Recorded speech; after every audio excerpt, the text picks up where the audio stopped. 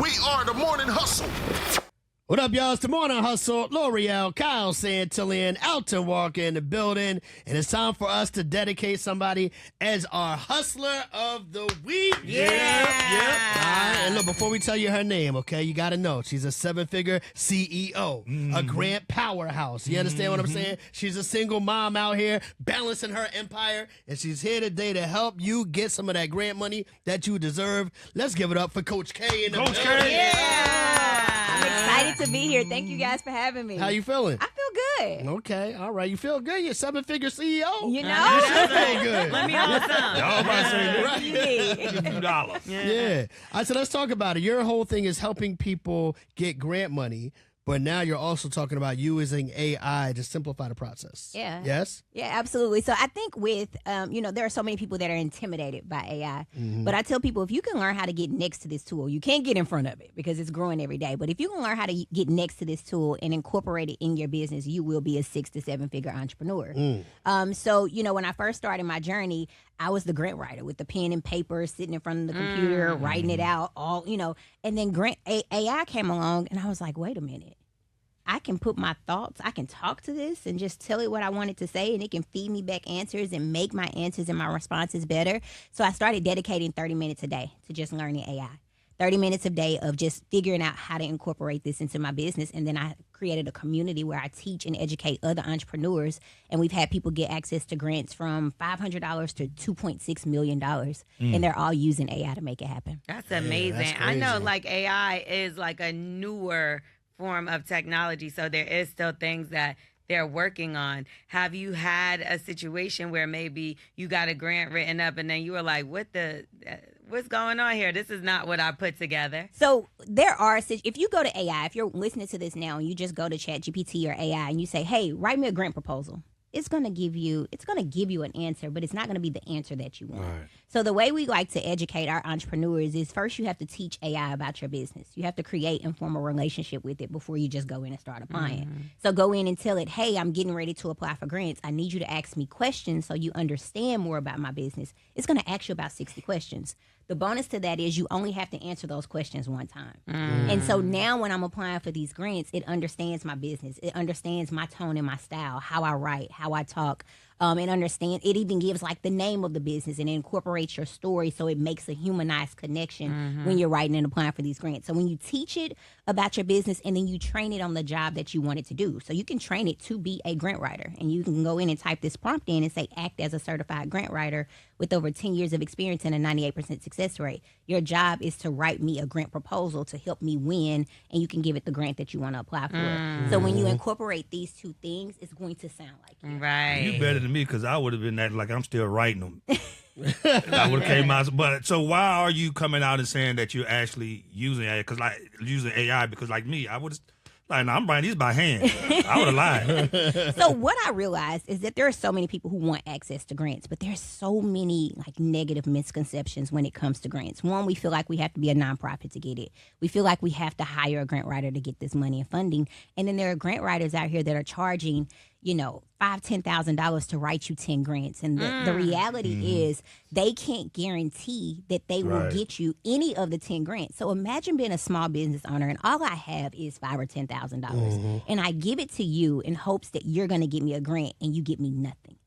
And so now I'm down and out financially. I feel like giving up on my business, but you initially gave me a piece of hope, thinking that I would be able to get a return on my investment, and I can't. So why would I not teach people? If I have a tool and my mission is really to impact others, why would I not teach and educate people how to use this and make it happen? Right. You're still going to have a world of people that don't trust AI. Yeah. There's still a world of people out there that are not, they feel like they don't want to put their information in, and they're just a group of people that don't want to do the work. And so that's when a grant writer can potentially come in place. And I have a community, another community where I teach people how to be grant writers and how to use AI to write grants for other people. So you still can take this information and go charge people to, write the grants and apply for grants. Don't charge them $10,000. Yeah. Right. But, you still can, be the grant strategist or, do the grant research for them and help them get access to this. I want to bring it all the way back to the beginning because some people, they may have heard the word grant before. They may think they know what a grant is, but what exactly is the grant's purpose? So have you ever had an idea and you're like, man, this would be an amazing idea. But if I could just get my hand on an extra $10,000, $20,000, even $100,000, and you're like, man, I know this idea will take off if I could just get my hand on money to make it happen. That's what a grant is. Yeah. It's an opportunity for you to take your ideas, put your vision and your mission down on paper, and then you go out to corporations like Chick-fil-A or Starbucks or Comcast or foundations, and then you tell them what you want to do and tell them what you're going to do, and they'll give you the money to make it happen. So that's really what a grant is. And you said a some second people, ago about I'm sorry. how- I just wanted to ask because it's simplified. Some people really have no idea. Do you have to pay that money back? So grants are debt-free, which is what I love about grants the most. So one of our community members, Mary, she received $600,000 in grants for her business. She didn't have to pay a penny of that money back. So, but you have to take this money and reinvest it back into your business. You can't get $100,000 grant and then go out and go to Paris. Right. Yeah. Right. I'm sure some people try. There are some people that try, but you can incorporate travel into your grant budget. You have to be able to tell these companies how you're going to use this money. So you can incorporate travel into your grant budget if it makes sense for your business. Yeah. No, you mentioned earlier that a lot of people are misinformed, thinking that they have to have a nonprofit to get grants. What are some of the other grants that are out there for people that are not nonprofits, or how do they go about finding grants that are in the area in which they need them? Great question. So if you're listening to this right now and maybe you don't even have your LLC yet, maybe you're like, you know what, I want to start a business. I'm working this 9 to 5. I'm tired of working, but I just need money to make my dreams come true. I would tell you to start with the Legacy Grant. It's a $1,000 grant that I personally give out every single month for people that need money to start or grow their business. It's thelegacygrant.com. Maybe you are already a business owner and you need maybe $10,000, $20,000, $50,000, or $100,000 or more for your business. I would tell you to look for corporations that have grants that are out there available for you. Everything that you use in your business probably has a grant. Sony has a grant, which are probably microphones that we're using. Whatever microphones we're using right now might have a grant. You might have T-Mobile phone service or Verizon phone service. Both of those companies have grants. You might use Progressive Insurance for your auto insurance or either your business insurance. Progressive has a grant where they do every single year, and they give entrepreneurs $50,000 to go out and buy a commercial vehicle. Could you imagine needing a vehicle for your business and a company giving you $50,000? Right. I don't even need $50,000 for a vehicle. Like, just give me $20,000. But giving you $50,000 to go buy a vehicle to make your business expand and grow. So any corporation that you can think of, Chick-fil-A right now while we're on here has a grant. They want to find somebody that's been an inspiration. So all you have to do is tell Chick-fil-A how you are being a true inspiration. They have a budget of $6 million. Starbucks has a budget of $10 million. So all of these companies and corporations that we use, they have grants. But then maybe I'm already the established business owner. Maybe I'm the 6 to 7 figure business owner. And maybe I'm like, you know what? I already got money. Like, what do I need more? What do I need grants for? So I would probably reach out to maybe foundations. And this is foundations or maybe higher end established corporations. Foundations, there are a lot of very wealthy people. And they start foundations to avoid paying taxes. But the money that goes into the foundations eventually has to go somewhere. So they start looking for business owners and nonprofits and organizations to give money to offset their taxes, offset their bottom line at the end of the year. Right. So no matter where you are in your journey, if you're the new entrepreneur, you have the idea, you don't know where to start, there's a grant for you.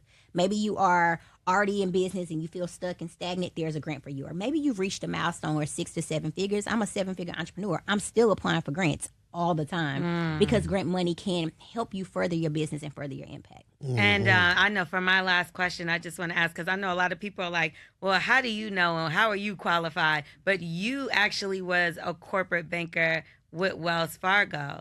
So working with Wells Fargo now versus doing this and helping people, what's the difference for you career-wise? How do you feel? A huge difference. Well, when I was terminated from Wells Fargo, so I used to work for Wells Fargo. Fired you. They fired me in the free. Bump Wells Fargo. Should we leave them, all of us? I still got Wells Fargo. Me too.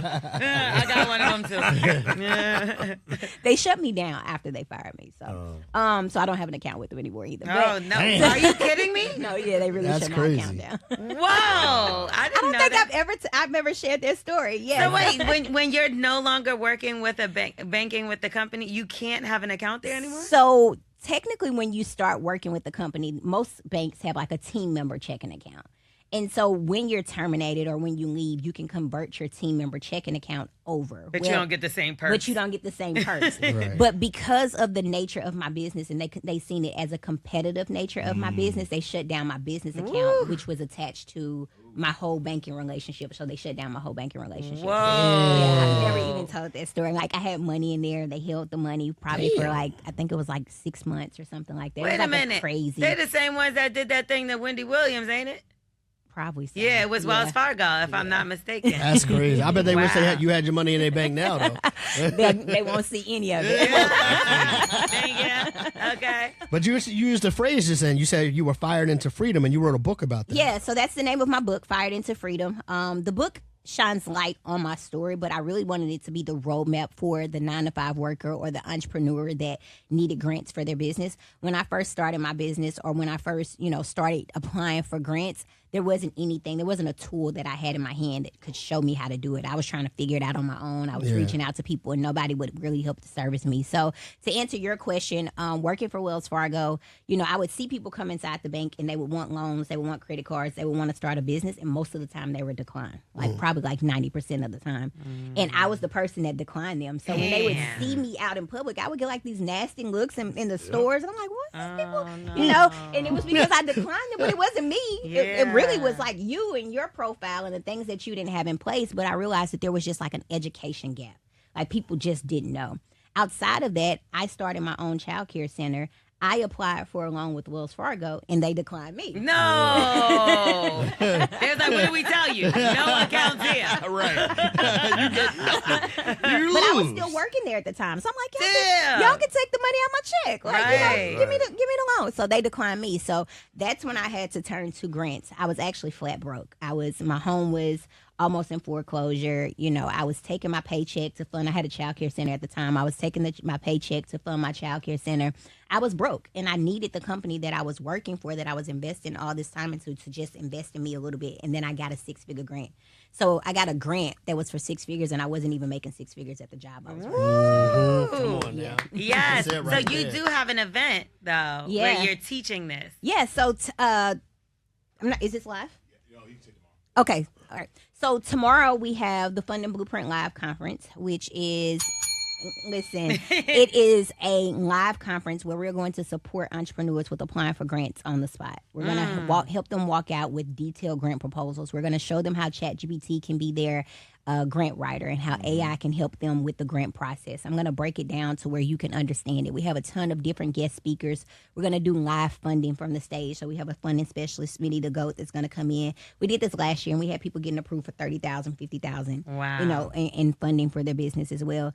And then we have, other guest speakers like Marcus Y. Rozier and Nehemiah Davis and the queen of AI, Alicia Little. So it's just a room full of entrepreneurs that are ready to elevate, ready to go to the next level, and that are obsessed with their vision and doing whatever it takes to make it happen. That's amazing. What's up. How can people find out the information and pull up to the event? fundingblueprintlive.com. It is open to anybody that is ready to go to the next level. And then if you can't make it in the room, we do have a virtual option. We are streaming virtual as well. But we would love to have you there. Yeah, love it. All right, see, that's why you're our hustler of the week. Yeah. Come on. Oh, one last question. You are known as Coach K. Why are you not Coach J, Miss Jekwenta Primm? And everyone asked you that, right? I figured that. So, working at the bank, and then, growing up, I hated my name. Absolutely hated my name. And I would always tell my mom, when I go off to college, I'm going to change my name. But, it just stuck. But then when I started working at the bank, and I started, people would come in and they would say, the J lady, the J girl in the back. And I just got so tired of that. So then people just started calling me, my family calls me Quinta. So then people just started calling me Quinta. And then nobody can say Quinta. So it was just like K.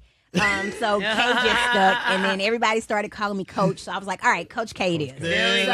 Yeah. But I often have to compete with the other Coach K. Yes, because we did. I was like, okay, K, QC's coming in tomorrow. I have to compete with QC, Coach K, and then Duke Coach K. Like, that's a what lot. All tree. Yeah. Well, congratulations on everything you're doing. Hopefully a lot of company. people will learn how to get some money for their businesses from what you got going on. We want to encourage everybody to follow you. And, of course, once again, man, you're our hustler of the week, so thank you for pulling up. Yeah. Thank you, guys. That's what it is, man. One hustle show.